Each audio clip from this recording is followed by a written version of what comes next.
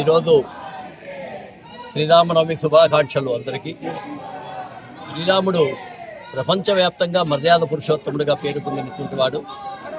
ఒక కొడుకుగా, ఒక భర్తగా, ఒక తండ్రిగా, ఒక ధర్మం పాలించేటువంటి రాజుగా, అవసరమైతే కుటుంబాన్ని కూడా త్యాగం చేసైనా సరే రాజ్యాన్ని సుభిక్షంగా పరిపాలించాలి అనేటువంటి ఒక గొప్ప వ్యక్తిత్వం ఉన్న రాజుగా ఉన్నాడు. కాబట్టి యావత్తు ప్రపంచము శ్రీరాముడిని ఆదర్శ పురుషునిగా చూస్తోంది.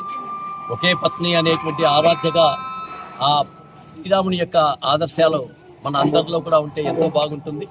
ఈరోజు ఈ ఉత్సవంలో పాల్గొన్నటువంటి అందరికీ ధన్యవాదాలు తెలియజేస్తూ, రాబోయేటువంటి రోజుల్లో మనలో ఉన్నటువంటి అందరిలో ఉన్నటువంటి ఒక ఐకమత్యాన్ని ఈరోజు చాలామంది ముస్లిం సోదరులు కూడా పక్కన నిలబడి జై శ్రీరామ్ అన్నారు. ఇది చాలా హర్షించదగ్గ విషయం. కొంతమందే కావచ్చు, రాబోయే రోజుల్లో ఇంకా కొంతమంది పెరిగేటువంటి అవకాశం కూడా ఉంది. ఎందుకంటే ఈరోజు ప్రపంచంలో మతం అనేటువంటి పేరుతో మారణహోమం జరిగితే ఏ విధంగా ఇరాన్, ఇరాక్, అలాగే సౌదీ అరేబియా వీళ్ళన్నింటిలో కూడా జరుగుతోంది అనేది మనకు తెలుసు. అవన్నీ కూడా భారత్ మాతా కీ, భారత్ మాతా కీ.